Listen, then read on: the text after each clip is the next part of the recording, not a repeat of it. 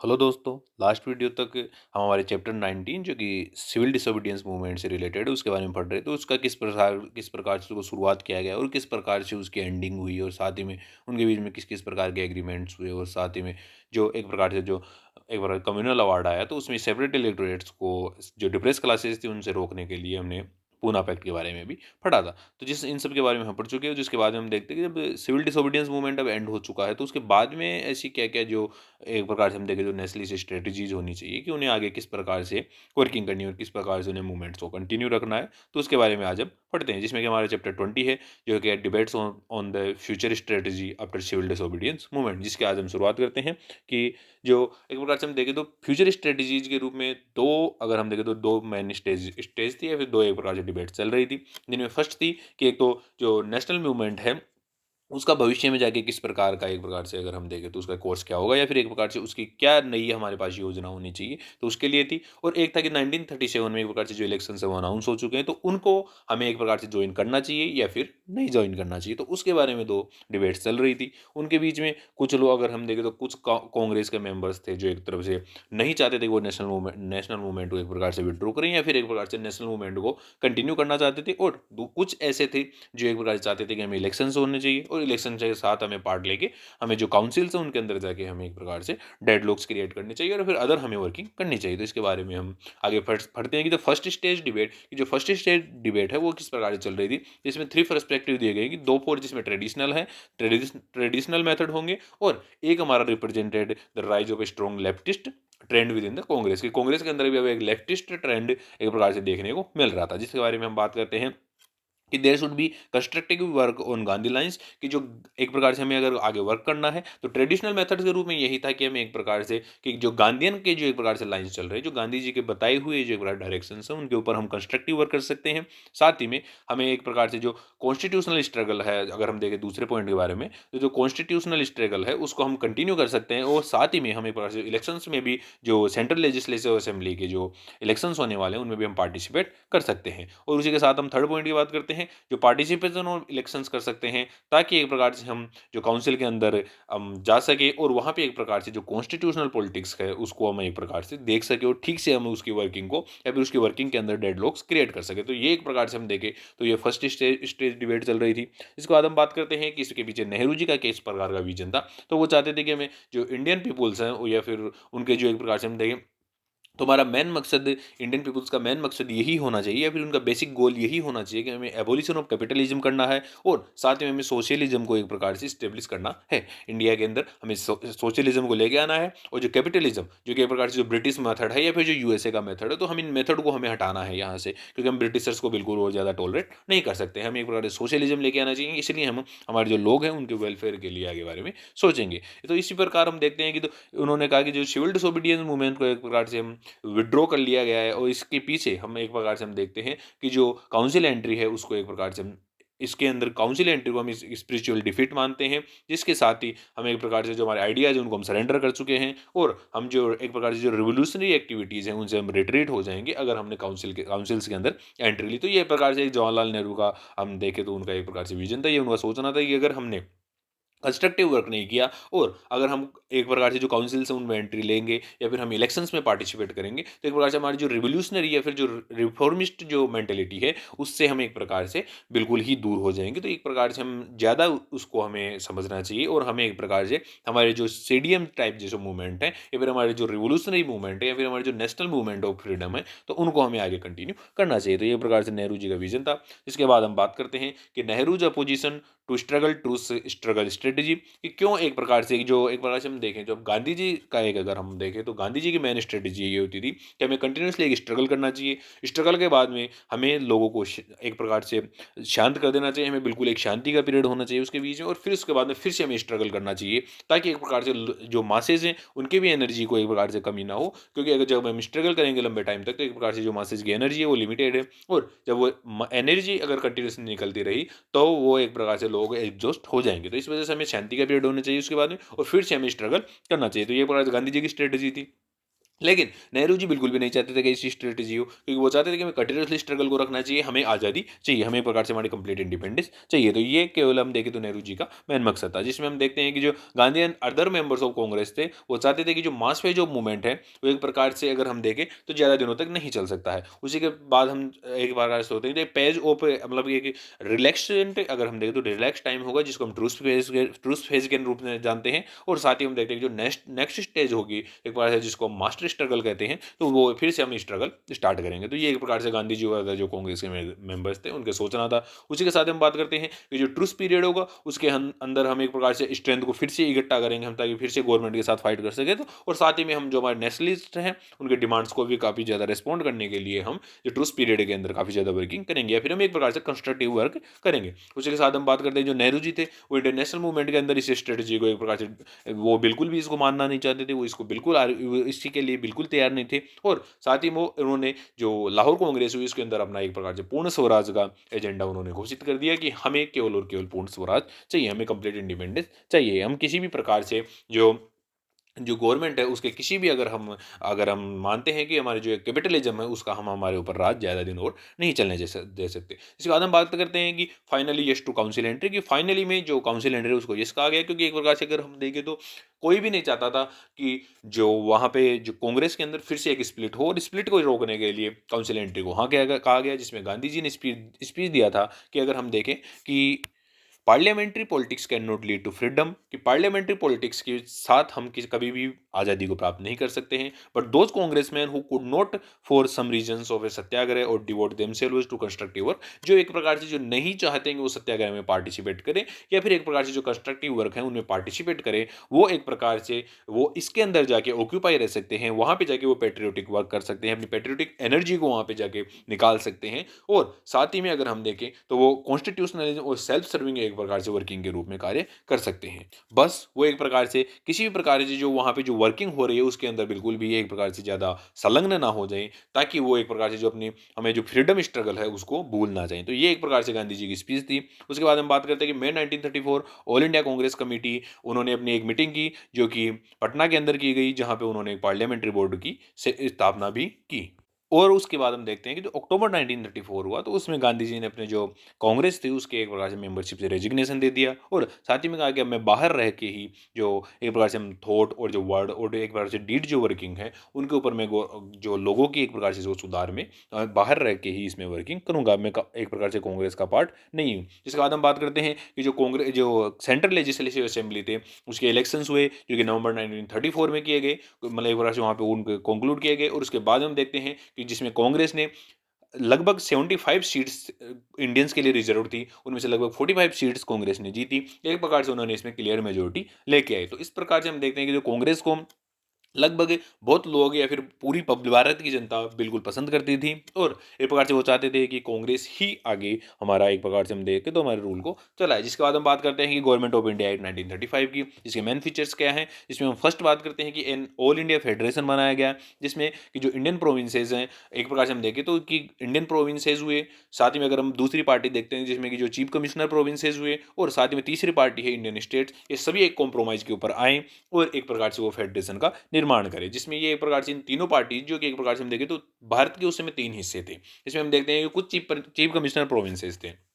जो काफ़ी छोटे इलाके हुआ करते थे। लेकिन हम देखें तो एक प्रकार से जो इंडियन प्रोविंसेस थे वो बहुत ज़्यादा थे, जो ब्रिटिश इंडियन प्रोविंसेस थे वो बहुत ज़्यादा थे। और साथ ही हम देखते हैं इंडियन स्टेट्स थे, उनके पास एरिया इतना ज़्यादा नहीं था, लेकिन फिर भी उनकी एक प्रकार से संख्या बहुत ज़्यादा थी। तो एक प्रकार से वो सभी एक जगह आए, बैठे और एक फेडरेशन की बात करते। इस प्रकार से वो एक फेडरेशन का निर्माण कर सकते हैं। तो ये गवर्नमेंट ऑफ इंडिया एक्ट 1935 में के अंदर ये बताया गया। साथ ही में उन्होंने कहा कि इसकी जो आपको फेडरेशन बना सकते हैं उसके लिए आपके पास कुछ कंडीशन है जिनको आपको फुलफिल करना होगा। जिसमें है कि जो states with allotment of 52 seats in the propose council of states would agree to join the federation, कि अगर जिन स्टेट्स हैं, टोटल स्टेट्स हैं, अगर उन स्टेट्स में से 52 सीट्स, अगर जो एक बार से 52 स्टेट्स ऐसे हैं उन्होंने अगर जो काउंसिल ऑफ स्टेट्स उस स्टेट है उसके मेंबर्स हैं, उन्होंने अगर बोल दिया कि हमें फेडरेशन बनाना है तो ना है तो आप फेडरेशन बना सकते हैं। साथ ही में दूसरी इसकी शर्त थी कि अगर एग्रीगेट पॉपुलेशन ऑफ स्टेट्स, जो 52 सीट्स जो एक प्रकार से हम देखते हैं जो स्टेट्स की थी उनमें अगर जो टोटल कैटेगरी है, टोटल इंडियन स्टेट्स हैं, उनकी पॉपुलेशन से 50% है, अगर उनकी 50 मोर देन 50% है, तो आप एक प्रकार से फेडरेशन बना सकते हैं। तो ये एक प्रकार से 2 शर्तें इसमें थी कि या तो एक प्रकार से 52 सीट्स हो, एक प्रकार से जो इंडियन स्टेट्स हैं, उनके सीट्स में टोटल उनकी सीट्स में से 52 सीट्स एक प्रकार से तैयार हों इसके लिए, और साथ ही में जो 52 स्टेट्स जो तैयार हो रहे हैं या फिर 52 सीट्स लेके जो तैयार हो रहे हैं, तो उनकी एक प्रकार से total population, total Indian states की पॉपुलेशन की मोर देन 50% होनी चाहिए। तो ये एक प्रकार से इनकी दूसरी शर्त थी। जिसके बाद हम बात करते हैं कि जो कंडीशंस थी, इनको बिल्कुल भी ये फुलफिल नहीं हो पाई, क्योंकि इंडियन स्टेट्स कोई भी नहीं चाहता था कि एक प्रकार से फेडरेशन बने, या फिर वो बिल्कुल भी किसी प्रकार की गुलामी करे, या फिर वो एक अपने ऊपर एक गवर्नमेंट नहीं देख सकते थे। तो इसलिए ये फेडरेशन कभी भी एक प्रकार से हम देखें तो रियल में स्टेब्लिश नहीं हो पाया। जिसके बाद हम बात करते हैं कि फेडरल लेवल पर इसमें क्या क्या चेंजेस किए गए। इसमें हम फर्स्ट बात करते हैं एग्जीक्यूटिव की। गवर्नर जनरल को एक प्रकार से एंटायर कॉन्स्टिट्यूशन का पावरफुल, सबसे पावरफुल इसमें हेड बनाया गया। उसी के साथ साथ साथ इसमें दो सब्जेक्ट्स में जो सब्जेक्ट्स हैं, इनको दो जगह डिवाइड किया गया, जिनमें एक रिजर्व सब्जेक्ट था और एक ट्रांसफर सब्जेक्ट रखा गया। जैसे कि foreign affairs, defence, tribal areas, ये सभी रिजर्व फॉर्म में रहे। और साथ ही हम देखते हैं तो अदर जो एरियाज थे वो एक प्रकार से ट्रांसपोर्ट के अंदर रखे गए। गवर्नर जनरल एक प्रकार से इनके ऊपर किसी प्रकार का डिसीजन ले सकता है, और ये एक प्रकार से भारत की सिक्योरिटी और ट्रैंक्विलिटी के लिए ये स्पेशल रिस्पॉन्सिबिलिटी केवल गवर्नर जनरल को ही दी गई। तो इस प्रकार से हम बात करते हैं कि जो लेजिस्लेचर्स थे उनके पास क्या क्या ऐसे, लेजिस्लेचर में क्या क्या ऐसी चीज़ें दी गई, जो कि एक प्रकार से बाइकेमरल फॉर्म ऑफ गवर्नमेंट दी गई, जिसमें कि लोअर हाउस और अपर हाउस दो होंगे। जो अपर हाउस होगा वो काउंसिल ऑफ स्टेट्स होगा, और लोअर हाउस होगा वो एक प्रकार से फेडरल स्टेट या फिर फेडरल हाउस होगा। इसके बाद हम बात करते हैं कि जो लोअर हाउस थी उसमें लगभग 375 मेंबर्स होंगे, और अपर हाउस उसमें लगभग 260 मेंबर्स होंगे, और सभी डायरेक्टली इलेक्टेड होंगे। इसके बाद हम बात करते हैं कि जो सब्जेक्ट्स वर लिस्ट, जो सब्जेक्ट्स थी उसको 3 लिस्ट में डिवाइड किया गया, जिसमें फेडरल, प्रोविंशियल और कॉन्करेंट लिस्ट, 3 लिस्ट में डिवाइड किया गया सब्जेक्ट्स को। और साथ ही हम देखते हैं कि गवर्नर जनरल था उसको ही रेजिडुअल पावर्स भी दिए गए, जैसे कि रिस्टोर कट्स इन ग्रांट्स के, certify bills rejected by the legislature, की कोई भी लेजिस्लेचर बिल्स है उनको अगर लेजिस्लेचर ने बिल्स को एक प्रकार से रिजेक्ट कर दिया तो उनको आप सर्टिफाई कर सकते हो, तो फिर से वो गवर्नर जनरल के पास पावर था कि उनको फिर से रिवोक किया जा सकता है। इसके बाद हम बात करते हैं कि इशू ऑर्डिनेंसेज की। जो गवर्नर जनरल वो ऑर्डिनेंसेज इशू कर सकता है, और साथ ही में कि वो अपना वीटो पावर भी एक्सरसाइज कर सकता है। जिसके बाद हम बात करते हैं कि प्रोविंशियल ऑटोनॉमी की। इसने डायरची को रिप्लेस कर दिया गया, जिसमें साथ में जो प्रोविंसेस थे उनको ऑटोनॉमी ग्रांट की गई, और साथ ही में एक लीगल आइडेंटिटी भी उनको, सेपरेट लीगल आइडेंटिटी भी उनको दी गई। जिसके बारे में बात करते हैं कि जो सुपरिंटेंडेंस था, मतलब अब एक प्रकार से जो प्रोविंसेस है वो किसी प्रकार के जो सुपरिंटेंडेंस है उसके अंडर में नहीं होंगे, और एक प्रकार से जो प्रोविंसेस थे उनको independent financial power and resources भी दिए गए। इसी के साथ हम बात करते हैं कि जो प्रोविंशियल गवर्नमेंट थी उसको एक प्रकार से वो मनी भी अब बोरो कर सकती थी, वो एक प्रकार से लोन भी ले सकती थी, ताकि वो अपनी सिक्योरिटी खुद देख सके। तो ये सभी एक प्रकार से राइट्स प्रोविंशियल गवर्नमेंट को दिए गए। इसमें हम बात करते हैं कि जो एग्जीक्यूटिव राइट्स है, लाइक जैसे गवर्नर थे या फिर एज ए क्राउन नॉमिनी, कि गवर्नर थे वो एक प्रकार से क्राउन के नॉमिनी के रूप में यहाँ पे वर्किंग करेंगे। साथ ही में वही एक प्रकार से जो जो वहाँ पे जो प्रोविंसेस है उनके किंग के रूप में भी वर्किंग करेंगे। उसके बाद हम बात करते हैं कि governor was to have special powers regarding minorities, कि आप एक प्रकार जो माइनॉरिटीज़ के राइट्स हैं उनके ऊपर ध्यान दे सकते हैं। गवर्नर के पास स्पेशल राइट होगा सिविल सर्वेंट्स के लिए, और साथ ही में जो business interest, British business interest हैं भारत के अंदर, उस या फिर उन इलाकों के अंदर, तो उनके ऊपर भी गवर्नर का ही पावर चलेगा। जिसके बाद हम बात करते हैं कि governor could take over and indefinitely run administration, कि वो गवर्नर किसी भी प्रकार से अपने जो एडमिनिस्ट्रेशन उसको किसी प्रकार से चला सकते हैं। तो ये टोटल गवर्नर के पास ये पावर होंगे। जिसके बाद हम बात करते हैं कि लेजिस्लेचर, जिसमें एक प्रकार से जो कम्युनल अवार्ड के जो सेपरेट इलेक्टोरेट्स था उसको एक प्रकार से ऑपरेशनल किया गया। ऑल मेंबर्स थे उनको डायरेक्टली इलेक्टेड किया गया, और साथ ही में जो मिनिस्टर्स थे उनको एक प्रकार से जो टेबल या फिर एक प्रकार से हम देखते हैं तो आंसरेबल थे वो, या फिर एक प्रकार से जो रिन्यूएबल या फिर एडवर्स वोट के लिए भी वो लेजिस्लेचर में मिनिस्टर्स एक प्रकार से वर्किंग कर सकते थे। वो आंसरेबल थे किसके लिए, एक प्रकार से वो लेजिस्लेचर के लिए। तो मिनिस्टर्स एक प्रकार से हम देखें तो एग्जीक्यूटिव को लेजिस्लेचर के लिए रिस्पॉन्सिबल बनाया गया, चाहे थोड़ा ही बनाया गया हो लेकिन बनाया गया। उसी के साथ हम बात करते हैं कि subject of provincial and concurrent list इनके ही कंट्रोल में होगी। साथ में जो अभी भी अगर हम देखें तो लगभग 40% बजट बिल्कुल भी वोटेबल नहीं था। और साथ में हम बात करते हैं कि जो गवर्नर थे वो एक प्रकार से जो किसी भी बिल को हम देंगे तो वो रिफ्यूज़ कर सकते थे, साथ ही में और ऑर्डिनेंसेस प्रोमलगेट कर सकते थे, और साथ ही में वो गवर्नर्स के एक्ट्स को भी इनेक्टमेंट कर सकते थे। ये गवर्नर के पावर गवर्नर के पास काफ़ी ज़्यादा ये पावर्स थे। तो इस प्रकार हम बात करते हैं कि इवैल्यूएशन ऑफ द एक्ट की जो 1935 का एक्ट आया था उसमें क्या-क्या प्रॉब्लम्स थे और क्या-क्या उसके अंदर अच्छे शब्द बताए गए। जिसके बाद हम बात करते हैं कि numerous safeguards and special responsibilities of the governor general, कि गवर्नर जनरल का पावर था उसको फिर से बरकरार रखा गया वैसे ही वैसे, बिल्कुल में इसमें किसी प्रकार की कोई कमजोरी नहीं की गई और ना ही किसी प्रकार के उसके सेफगार्ड्स हटाए गए और ना ही उसकी किसी प्रकार की स्पेशल रिस्पांसिबिलिटीज को भी हटाया गया। तो एक प्रकार से इस एक्ट ने बिल्कुल भी गवर्नर जनरल की पोजीशन के अंदर कोई भी बदलाव नहीं किया बल्कि उसको ज्यादा पावरफुल ही बनाया। जिसके बाद हम बात करते हैं कि in provinces the governor still had extensive power, कि जो प्रोविंसेस थे उनके अंदर गवर्नर के पास अभी भी काफी ज्यादा पावरफुल पावर्स थे, ना कि प्रोविंशियल जो लेजिस्लेचर थी उसके पास पावर थे, ना ही उनके मिनिस्टर्स के पास पावर थे, बल्कि एक क्राउन के द्वारा नॉमिनेट किए गए गवर्नर के पास ही अभी भी एक्सटेंसिव पावर्स थे। जिसके बाद हम बात करते हैं the act and franchise 40% of the Indian British Indian population, कि भारत के उस समय लगभग अगर हम देखें तो लगभग 30 मिलियन के आसपास पॉपुलेशन थी। लेकिन देखा जाए तो जो भारत के मतलब 30 मिलियन के आसपास जो एडल्ट पॉपुलेशन थी, लेकिन अगर देखा जाए तो भारत की लगभग 14% पॉपुलेशन थी उसको ही जो फ्रेंचाइज के पावर दिए गए, या फिर एक प्रकार से जो एडल्ट फ्रेंचाइज थी वो दी गई, जिसमें कि लगभग हम देखते तो लगभग 4.1 मिलियन के आसपास ही ऐसे लोग थे जिनको एक प्रकार से ये वोटिंग राइट्स दिए गए थे। तो ये एक प्रकार से इसी एक्ट की या 1935 एक्ट की काफ़ी ज़्यादा प्रॉब्लम्स थी इसमें। अब इसके बाद हम बात करते हैं कि the long term British strategy की, जो ब्रिटिशर्स क्या चाहते थे इस 1935 एक्ट के माध्यम से। ब्रिटिशर्स जानते थे कि हम सप्रेशन को एक प्रकार से ज़्यादा लंबे समय तक नहीं चला सकते हैं, इसलिए अगर हम देखें तो उनके लॉन्ग टर्म स्ट्रेटेजी के रूप में एक प्रकार से वर्किंग थी, वो नेशनल मूवमेंट को एक प्रकार से कमज़ोर करना चाहते थे और साथ ही में जो लार्ज सेगमेंट्स थे जो एक प्रकार से उनके साथ थे उनको एक जगह लाना चाहते थे, जिसमें कि वो कॉन्स्टिट्यूशनल और एडमिनिस्ट्रेटिव स्ट्रक्चर के रूप में उनको लाना चाहते थे। इसके बाद हम बात करते हैं कि reforms would revive the political standing of constitutional liberals, जो रिफॉर्म्स हैं जो एक प्रकार से जो ब्रिटिश के साथ हैं, लाइक जैसे लिबरल्स और कुछ मॉडरेट्स हैं तो वो ब्रिटिशर्स के साथ हैं, वो फिर से ला सकते हैं, क्योंकि वो अपना जो एक प्रकार से सपोर्ट खो चुके हैं, जो कि सीडीएम मूवमेंट हुआ उसमें जो अपना सपोर्ट खो चुके हैं, क्योंकि वो उन्होंने सीडीएम मूवमेंट को बिल्कुल सपोर्ट नहीं किया था। तो इस वजह से वो चाहते थे कि जो उनके सपोर्टर्स हैं उनको फिर से एक प्रकार से कंटिन्यूटी में लेके आया जाए। उसी के साथ हम बात करते हैं reforms earlier and reforms now would convince a large section of congressman की, जो अभी ये रिफॉर्म्स चल रहे हैं रिप्रेशन की वजह से, रिप्रेशन और एक प्रकार से हम देखें जो रिफॉर्म्स चल रहे हैं तो एक प्रकार से जो कांग्रेसमैन है उनको एक प्रकार से संभाला जा सके या फिर उन्हें भी अपनी जो वर्किंग है उसके अंदर पार्ट दिया जा सके। जिसके बाद हम बात करते हैं कि अगर कांग्रेसमैन ने एक बार पावर को चख लिया या फिर अगर वो उन्होंने पावर को एक प्रकार से देख लिया तो एक प्रकार से बिल्कुल भी इस पॉलिटिक्स से दूर होना नहीं चाहेंगे। तो इस प्रकार से ये एक थिंकिंग थी उनकी। साथ ही में बात करते हैं जो provincial autonomy would create powerful provincial leaders who would gradually become autonomous centres of political power, कि जो प्रोविंशियल अगर ऑटोनॉमी हमने दी है तो उसकी वजह से जो एक प्रकार से जो प्रोविंशियल लीडर्स है वो काफ़ी ज़्यादा पावरफुल पैदा होंगे और वो बिल्कुल भी एक प्रकार से किसी फेडरेशन में जुड़ना नहीं चाहेंगे। तो ये एक प्रकार से अगर देखें तो हम ये थिंकिंग थी ब्रिटिशर्स की कि ये बिल्कुल भी इसमें जुड़ना नहीं चाहेंगे, तो इसलिए वो ऑटोनोमस सेंटर्स बनाना चाहेंगे, इसलिए वो एक जगह फेडरेशन नहीं बना पाएंगे। तो ये एक प्रकार से उनकी इस प्रोविंशियल ऑटोनॉमी देने के पीछे उनका एक मकसद था। जिसके बाद हम बात करते हैं नेशनलिस्ट रिस्पॉन्स, कि इस एक्ट के बारे में जो 1935 का एक्ट आया उसमें किस प्रकार से जो कांग्रेसमैन थे और जो अदर एक प्रकार से हम देखें तो सभा थी या फिर अदर जैसे हिंदू सभा थी या फिर मुस्लिम लीग थी, इनके किस प्रकार के एक प्रकार से हम देखें तो व्यू पॉइंट थे तो वो क्या थे। तो एक प्रकार से जो 1935 का एक्ट था उसको ऑल सेक्शन के द्वारा कंडेम किया गया, इसको यूनानिमसली रिजेक्टेड कर दिया गया कांग्रेस के द्वारा। और साथ ही में एक प्रकार से हम देखते तो हिंदू महासभा थी और तो नेशनल लिबरल फाउंडेशन था इसने 1935 एक्ट को एक प्रकार से सपोर्ट किया। और साथ ही हम देखते हैं कि इसकी सेकंड स्टेज डिबेट हुई जिसमें कि 1937 जो इलेक्शंस थे उनको प्रोविंशियल असेंबलीज के अंदर एक प्रकार से इलेक्शंस को अनाउंस कर दिया इसी 1935 एक्ट के अंडर में। तो ये एक प्रकार से हम देखें तो 1935 एक्ट काफ़ी ज़्यादा एक प्रकार से डिफेक्टफुल रहा। और उसके बाद हम बात करते हैं कि डिवाइडेड ओपिनियन की।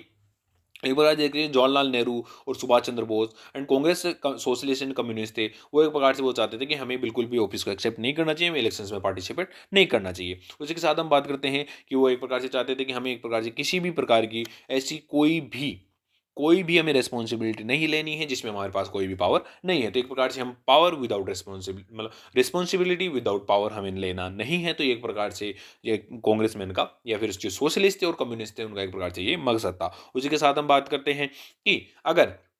हमने ये पावर ले लिए फिर हमने ये रिस्पॉन्सिबिलिटी ले ली तो हमारा जो रिवोल्यूशनरी कैरेक्टर है, जो मूवमेंट का रिवोल्यूशनरी कैरेक्टर है उसको हम खो देंगे और हम एक प्रकार से कॉन्स्टिट्यूशनल वर्क और एक प्रकार से क्रिटिक वर्क के अंदर चले जाएंगे और हम एक प्रकार से जो freedom of economic and social justice and removal of poverty है तो ऐसे इश्यूज़ के ऊपर हम कम बात करना स्टार्ट कर देंगे। तो एक प्रकार से ये लोगों का या फिर कांग्रेस में के अंदर कुछ एक सेक्शन का सोचना था। उसी के साथ हम बात करते हैं ये जो लेफ्टिस्ट हैं उन्होंने कहा कि हम काउंसिल्स के अंदर एंट्री भी लेंगे तो एक प्रकार से हम वहाँ पर डेडलॉक्स क्रिएट करेंगे और डेडलॉक्स क्रिएट करके हम वहाँ पे किसी भी प्रकार की जो वर्किंग होती है उसको हम स्टॉप कर सकते हैं। इसके बाद हम बात करते हैं कि गांधी जी पोजीशन किसमें, गांधी जी की पोजीशन किस प्रकार की रही। तो उन्होंने काउंसिल एंट्री शुरुआत में अपोज किया, लेकिन वो फिर से तैयार हो गए कि कोई बात नहीं, आपको कर लेना चाहिए। जिसके बाद उन्होंने 1936 में उन्होंने कहा कि एक प्रकार से जो कांग्रेस की जो मिनिस्ट्रीज बन रही हैं उनको आप एक प्रकार से सपोर्ट कर सकते हैं, या फिर हम एक ट्रायल ले सकते हैं कि ये किस प्रकार से वर्किंग करती हैं। जिसके बाद हम बात करते हैं कि लखनऊ जो सेशन हुआ 1936 में, और फैजपुर जो सेशन हुआ 1937 में, वहाँ पे कांग्रेस ने डिसाइड किया है कि हम इलेक्शंस फाइट करेंगे। और साथ ही में जो मिनिस्ट्रीज के एक्सेप्टेंस, जैसे जो ऑफिस एक्सेप्टेंस होगा, उसके डिसीजन को हम इलेक्शंस के बाद में देखते हैं कि हमारे इलेक्शंस में रिजल्ट किस प्रकार का रहता है। तो ये एक प्रकार से हम देखें तो गांधी जी का, या फिर गांधी जी की पोजीशन इस समय थी। इस बाद हम बात करते हैं कि फरवरी 1937 में जो इलेक्शंस हुए, जिनमें जो 11 प्रोविंसेस के अंदर इलेक्शन किए गए, जो कि Madras, central province, Bihar, Odisha, united province, Bombay, Assam, north west frontier province, Bengal, Punjab and Sindh के अंदर ये ऑर्गेनाइज किए गए, जहाँ पे एक प्रकार से लिमिटेड फ्रेंचाइज भी की हुई, जो कि हमने पहले भी देखा था कि 14% तक ही एक प्रकार से फ्रेंचाइज दी गई थी। जिसके बाद हम बात करते हैं कि कांग्रेस मैनिफेस्टो फॉर इलेक्शंस की, कांग्रेस का मैनिफेस्टो किस प्रकार का था इलेक्शंस के लिए। कांग्रेस ने बहुत सी प्रोमिसेस भी की, जिसमें कि हम बात करते हैं कि जो कांग्रेस ने जो टोटल रिजेक्शन किया कि हम एक प्रकार से 1935 का एक्ट है इसको हम टोटल रिजेक्ट करते हैं, किसी भी काम का नहीं है, और ना ही में किसी प्रकार की हमारी जो डिमांड्स इनको माना गया है। जिसके बाद में उन्होंने कहा कि हम जो पॉलिटिकल प्रिजनर्स हैं उनको हम रिमूव कर देंगे, हम उनको बाहर निकाल देंगे, साथ ही में हम डिसेबिलिटीज़ हैं उनको भी रिमूव कर देंगे, साथ ही में हमारे जो जेंडर के ऊपर जो एक प्रकार से जो जेंडर इनइक्वालिटी है उसको भी हम रिमूव कर देंगे, एक प्रकार से कास्ट रेडिकलाइजेशन है उसको भी हम एक प्रकार से ट्रांसफॉर्म करेंगे, हम एग्रेरियन सिस्टम को ट्रांसफॉर्म करेंगे, साथ ही हमारे जो एक प्रकार से हमारे जो रेंट्स जो हम वो कलेक्ट करते हैं उनको भी हम एक प्रकार से उनमें भी रिडक्शन किया जाएगा। जिसी के साथ उन्होंने कहा कि जो रूरल डेट है उसको भी एक प्रकार से एक हम डाउन करेंगे, साथ ही में जो रेवेन्यूज है उसकी भी एक प्रकार से हम लिमिटेड बढ़ा देंगे कि इतनी ही लिमिट इसमें होनी चाहिए। उसी के साथ उन्होंने कहा कि जो एक प्रकार से जो उनको सस्ता क्रेडिट दिया जाएगा, फिर सस्ते लोन्स दिए जाएंगे, और साथ ही में उनको right to form trade unions, और साथ ही में राइट टू स्ट्राइक भी उन्हें दिया जाएगा। तो ये प्रकार से ये कांग्रेस के मैनिफेस्टो के अंदर काफ़ी ज़्यादा एक प्रकार से हम देखें तो काफ़ी ज़्यादा जो प्रोग्रेसिव विचार उनके थे। जिसके साथ हमारे Gandhi did not attend a single election meeting है, गांधी ने किसी प्रकार की इलेक्शन मीटिंग अटेंड नहीं की, क्योंकि वो एक प्रकार से कांग्रेस से रिजाइन कर चुके थे, और उसी के साथ वो इसमें किसी प्रकार से पॉलिटिक्स का हिस्सा नहीं बनना चाहते थे। इसके बाद हम बात करते हैं कांग्रेस की इसमें परफॉर्मेंस कैसी रही। Congress one 716 out of 1161 seats की उन्होंने लगभग 716 सीट्स जीती, जिसमें 1161 सीट्स उनके लिए एक प्रकार से उन्होंने कंटेस्ट किया था, और उसी के साथ उन्होंने मेजॉरिटी ली, जिसमें कि लगभग हर प्रोविंस के अंदर उन्होंने मेजॉरिटी ली, जिसमें कि बंगाल, असम, पंजाब, सिंध और नॉर्थ वेस्ट फ्रंटियर को छोड़कर उन्होंने हर प्रोविंस के अंदर उन्होंने एक प्रकार से मेजॉरिटी ली, और साथ ही में वो लार्जेस्ट पार्टी के रूप में भी उन्होंने काफ़ी ज़्यादा, जैसे कि बंगाल, असम और नॉर्थ वेस्ट फ्रंटियर प्रोविंस था, वहाँ पर उन्होंने एक प्रकार से लार्जेस्ट पार्टी के रूप में उन्होंने सरकार बनाई। तो इस प्रकार से उन्होंने सरकार बनाने में, या फिर एक प्रकार से जो मिनिस्ट्रीज बनाने में कांग्रेस सक्सेसफुल रही। और इसी के साथ उन्होंने, हम बात करते हैं कि जो because of this performance the Prestige of Congress increase हो गई, और साथ ही में जो नेहरू थे उन्होंने एक प्रकार से जो उनकी स्ट्रगल की जो स्ट्रेटजी थी उसको भी एक प्रकार से डोमिनेंट स्ट्रेटजी के रूप में माना, कि नेहरू जी पहले इसको एक्सेप्ट नहीं करते थे कि हम एस टी एस स्ट्रेटजी को हम एक्सेप्ट नहीं करते हैं, लेकिन फिर नेहरू जी ने माना कि ये बिल्कुल सही है, क्योंकि कांग्रेस की इससे भी प्रेस्टीज बढ़ी। तो इस प्रकार से हम देखते हैं कि कांग्रेस को काफ़ी ज़्यादा सपोर्ट मिला, और